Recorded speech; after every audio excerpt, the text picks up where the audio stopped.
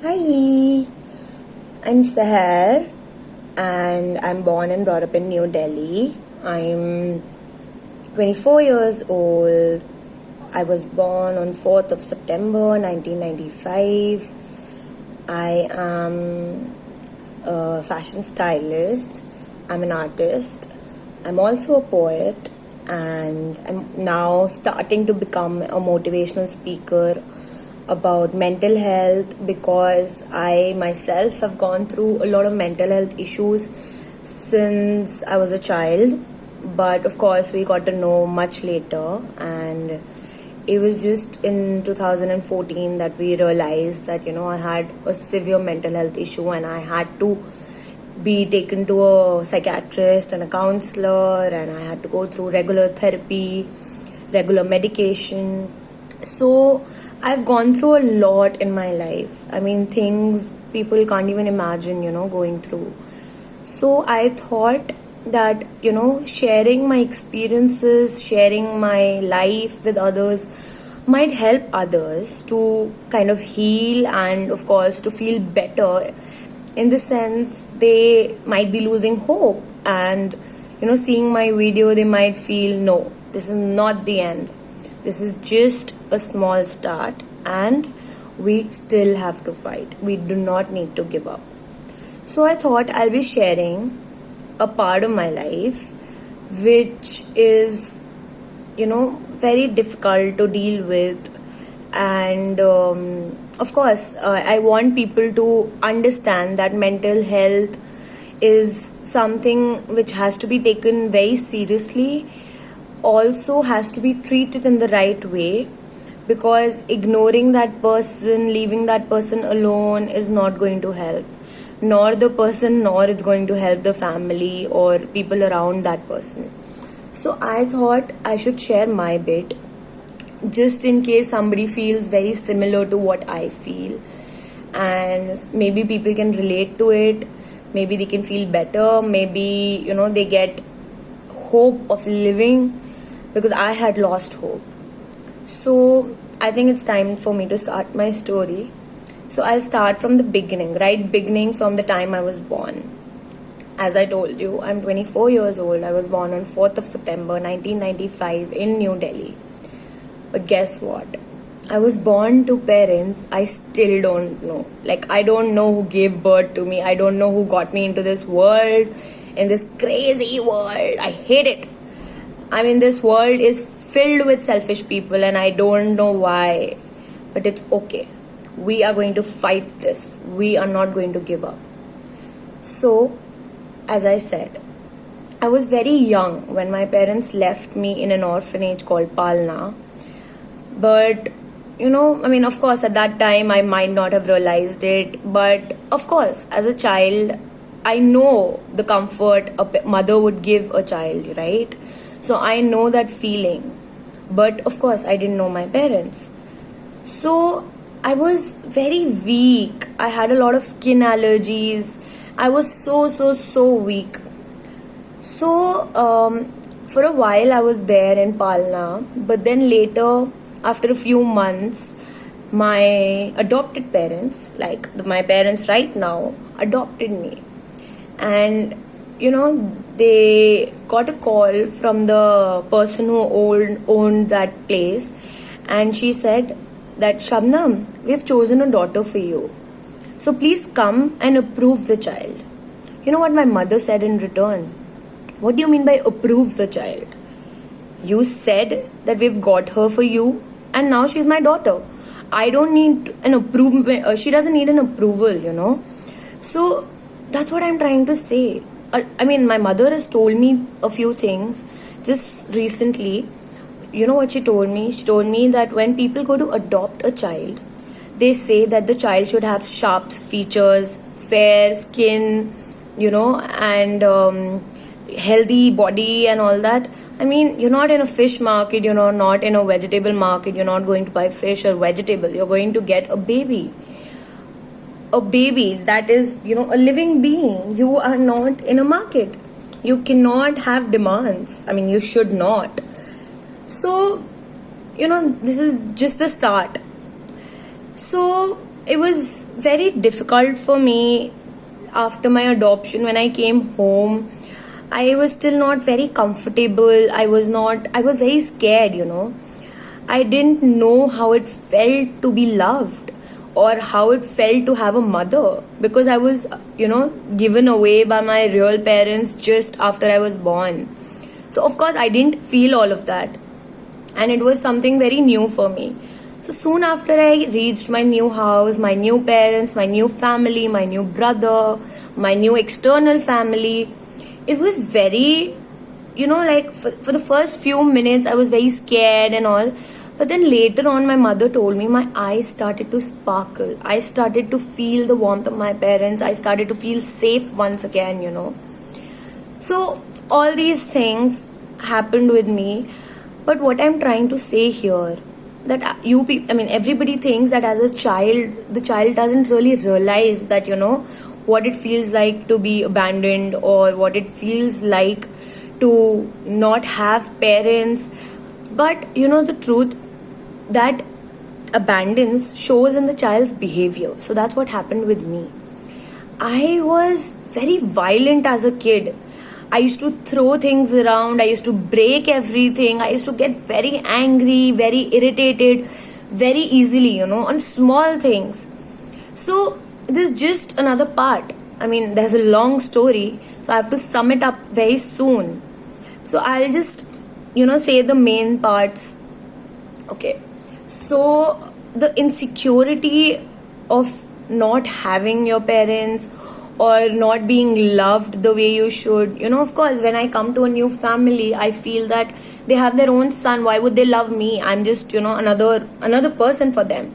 Why would they give me that equal rights? Why would they give me that equal love, care, affection, whatever? So I had all these insecurities, which I still do have. I'm not going to say that I don't have. I'm 24 today and I still feel that. So I used to, do everything. Like, I used to feel that everybody hates me and, I have no one of my own, which I still feel. In much lesser quantity, but I still do. So I used to go to schools, but then I couldn't even adjust there. I couldn't even concentrate in schools. I used to try making friends and they all used to leave me for some reason or the other, and which I never understood. I used to give them my dolls. I used to give them whatever, my food, my whatever money I had, or whatever, I used to try and have them for myself. And of course, as I told you, I had a lot of insecurity. So I used to feel that everyone is going to leave me and go, which of course I still feel. So it was very difficult. Whenever I used to have my birthday parties, everybody used to promise me, yeah, they will be there, we'll be there. Their parents used to say, yeah, we'll send our child and everything. I used to wear this beautiful dress and I used to have a huge normal birthday, children's birthday party. And you know what? Nobody came for my birthday party. It was only me, my family, maybe my parents and my brother, and of course my external family, some of them. But none of my friends came. It was heartbreaking, I used to do everything, I also used to get printed cards made, like proper, beautiful, kids' birthday party invitation cards. But nobody used to come. I was left alone there also. So, I don't know why this happened. Was it my fault? I still have these questions in mind and nobody is ready to help me with that. Because, my doctors have helped me, in a lot of ways. Being 24 today, being a mental patient for the past 8 years, I feel better today. I'm more confident. I can live my life the way I want to. I can make my own decisions. I've started living out of my own house. Now I'm not dependent on my parents that way. For money I am still, because of my health issues, I'm still not being able to work. But otherwise, I'm living alone, taking care of my own self, taking care of my own house, doing things on my own for myself. Whatever things I couldn't do in my parents' house, I'm not saying anything wrong, but things that I could not set the house the way I wanted it to be, and I can do all these things now. So slowly it's happening. It's just been a few days since I've shifted. So another point that I wanted to share is, when somebody has a mental health issue, they need to be treated by the right psychiatrist and the right therapist, and of course, very important, the right medication has to be given to them. Because if I didn't go through all these things, I don't think I would have been here today. But still, I did it. I mean, it took a lot of time for my parents to find the right psychiatrist and the right therapist for me. But slowly we did. It took almost 2 years, but then we did find the right people, the right psychiatrist and the therapist, and of course, the medication.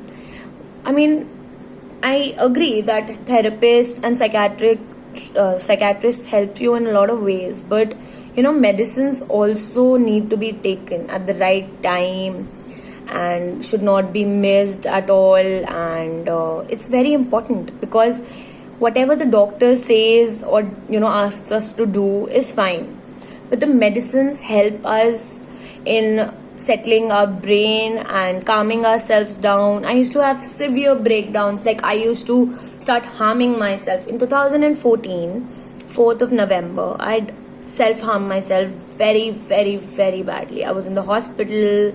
I had police coming over and I don't know what not. I mean, I don't even remember those things because it's been a while now. And I was so sick that I don't have memories of that time. But yeah, I have a few memories. And I remember my father was not in India and he had just left for some, I don't know, I think China or somewhere. And I was so sick that I harmed myself so bad. My mother was alone in Delhi in the house, and we had a maid with us, like a helper. But I had friends who took me to the hospital at the right time and all that, and I was saved.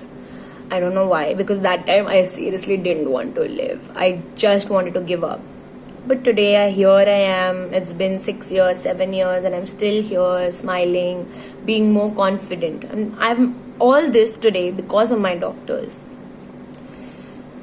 So, it's very difficult to understand when a person is mentally sick, because sometimes you feel that what my parents also felt and faced was, it's teenage issues, it's like hormonal imbalances that a child goes through when they're growing up from teenage to an adult.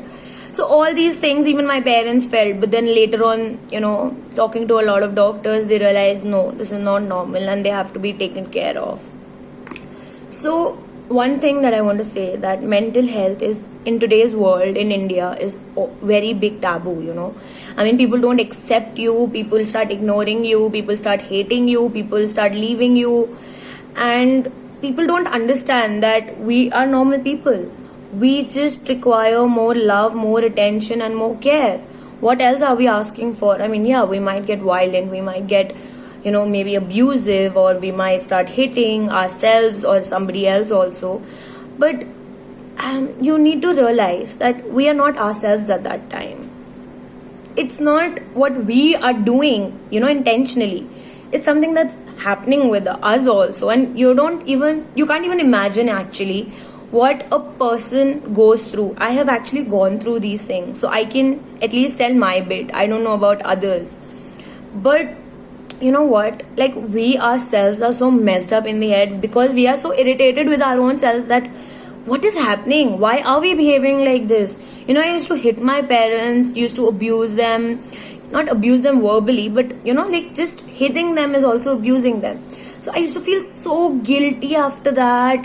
When I used to be normal, when I was done with my breakdown, and when I used to start normalizing, I used to feel so heartbroken. I used to literally start crying that I'm so sorry. I love you, my parents, but I'm so sorry that I did this to you. I didn't want to. It was not me at my being myself at that time. I did not want to do this to you. I'm very sorry. So I'll just tell you a few more things that a mental patient does when they go through a mental illness. So they start getting worried excessively, or they start having a lot of fear of people losing them, fear of people hating them, fear of being abandoned, fear of being left alone, fear of, maybe I can't think of a lot right now, but just you understand what I mean to say, like a lot of fears, and being extremely sad or low, and they don't even know why they are feeling upset or low, but they are just feeling that, and not in a not very less, but in a lot of different ways that a normal person would feel. Like, a normal person can be worried, of course, can be stressed, can be sad, can be crying or whatever, but not us. Whatever we go through is very extreme. Like, if I'm worried or tensed or having different issues, I will get violent, I will start hitting my own self, harming myself, losing hope over life. I mean, a lot of things happen. So, getting confused, not understanding how to think, how to concentrate in daily things like school, college, or maybe your work, or maybe your passion, maybe your hobby, or whatever. It just gets very difficult because you are so restless inside that you don't realize what's happening. So you start avoiding friends, you start avoiding your family, you don't want to meet them, you don't want to talk to them, you want to maintain distance with everybody, you think everybody around you is going to start judging you, so you are very scared inside and you don't know how to explain these things in words. I can do it right now because I've gone through it. I'm over those things, not over fully, but yeah, still over those things. So I mean, a lot of things, like you can't sleep, or you sleep too much, you can't eat, or you eat too much. I mean, there are a lot of things. And of course, one of the main things that I had also gone through, you get very suicidal. You just want to kill yourself and you don't want to live. So it's difficult, but yeah, that's life. Life cannot be, just straight. It has to be like this, like this, like this. That is life. Otherwise, life wouldn't be life, I mean, just a simple life would also get boring, right? So I think this is not entertainment, of course. This is not healthy, but yeah, I mean, not everybody goes through this, but okay, we will deal with it and we won't give up. I didn't, you should not. So what you can do when you feel all these things that I've said above, you should try and distract yourself. So what I used to do, whenever, like, slowly, when I started realizing that yeah, this is the issue with me, and this is what is happening with me, and I need to find a solution to this. So what I used to do is, I used to paint, because I told you I'm an artist. So I used to paint, I used to write. I mean, if I can't explain, at least I can write. So whenever I used to be happy, I used to paint with a lot of colors and different types of things. And whenever I used to be sad, I used to paint black and white, and I used to paint a lot of like shapes and a lot of trees. I don't know, I'm obsessed with trees. I can make almost 200 different types of trees. So it's a weird obsession. I don't know why and how I got it, but yeah, here I am. Like, that is life again. So as I said, distract yourself with whatever you love. For me, in my case, it was art, it was poetry, it was going out for a walk, it was watching TV, it was playing games on my iPad, or whatever, I mean, everybody has different. Somebody might like to dance, somebody might like to sing, somebody might like to jump on the bed. I don't know. So everybody has a different thing. Mine were these. Yeah, very important. Eat on time, because the moment you're hungry, your irritation level is going to increase, because you don't realize it, but your tummy needs food, and it's going to increase your irritation, your anger, your being violent, or whatever. Taking medicines regularly is very, very, very, very important, because I wouldn't have been here talking to you today if I wouldn't have taken my medicines on time, or if I wouldn't have done my counseling sessions on time, or if I wouldn't have visited my psychiatrist on time. So all these things are included and very, very, very important. So another thing that I used to do, I have 2 dogs, and I used to play with them a lot. I used to sit and talk to them for hours. I used to cry to them It's actually funny, but dogs do understand. Even today, if I have a breakdown, my younger dog, he's 5 years old, and he actually starts barking, he starts howling, he starts crying himself, and he gets very restless because he knows that Seher is not fine right now. She needs me, and he doesn't know how to behave, so he, ends up barking, and it's very difficult because for my parents to handle me at that time plus my dog barking on top of his voice is another thing, and it really creates a headache because it's too loud, too loud. So listening to music, so I also used to do that sometimes, but at that time I didn't like it so much. Now I like listening to music. So it's another thing, you can listen to whatever music calms you down. It could be some weird music also that you don't even understand, but it just calms you down. Try and sleep. So once you take the medicines, you would be very sleepy and all, so you might as well sleep, because when you sleep you actually get away from that issue, and you maybe concentrate on sleeping, which helps you at least have a calm mind for a few hours. And of course when you wake up you'll be pretty fresh, so you'll feel better. And so also that I want to talk about is everything that I've said in today's video is just a way to heal. It's going to take many years, maybe like it took in my case 8 years, almost 7 to 8 years. But for some people, if it's not that severe, like for me it was very severe, and it was also recognized a little later, so it took much longer than it should have. So mental health is not a toffee, like you can't eat a toffee or a candy and just feel that okay, I took my candy and now I'm fine. You can't be like that. It's going to take you a long time, and it's going to be fine. I mean, it's going to be very difficult for yourself, for your family, for the people who are close to you and your family. But in my case, I had support from my family. If they wouldn't have been there for me the way they were, I wouldn't have been here. I don't know. I think I might have killed myself till now. But I'm glad, and touch wood, I have a great family, amazing parents, amazing dogs, amazing brother. My brother stays away, but right now he's here because of coronavirus. He's in Delhi and he is around us, which also helps me heal because I haven't really gotten a lot of time with my brother, and now I suddenly have a lot of time with him. Now that I've moved out, of course I don't meet him that way that I used to, but it's okay. I know they are all there for me, and if I'm not fine, you can't imagine. My entire house is messed up.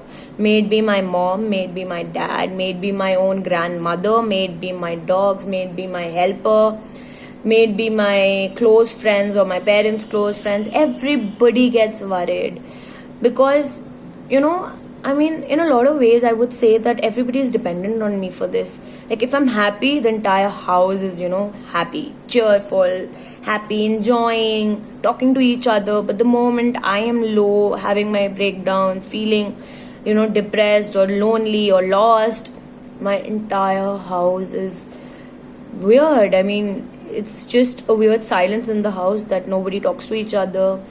Everybody is so tensed. My mother can't do any work, my father can't work, whatever. They might have to cancel their meetings, or even if they have to travel to a different country, they might have to cancel it. But it's okay, that's life, and it's a part of recovery, and so one thing that I want to say, last but not the least, that if you think that you're going through any mental health issue, please talk to people. Anybody, it could be anybody you're comfortable with, but just talk to somebody, because the more you take things out of yourself, the better you feel. It could be a doctor, it could be your parents, it could be your brother, it could be your sister, it could be some friend, it could be your boyfriend, it could be your girlfriend, it could be your dogs. I mean, dogs wouldn't really respond to you because they can't, say bow, bow, bow, bow, bow, bow, bow, bow. They can't do that. But of course, just talk to somebody who's going to listen to you, who might try and advise some things to you, or just listen to you. That's also very important, because getting out of whatever you're feeling is very important than, you know, having people say something. Because when you have a breakdown or you're not feeling fine, nothing feels fine. Like, even if somebody is saying that you're beautiful, you'll be like, oh my god, how dare you say that to me, because you're gonna hate everything at that time. That's what I did, and that's what I have gone through, so I can tell you. So I hope you like my video, and please keep watching me. I love you all. Mwah. Bye. Take care. Thank you so much.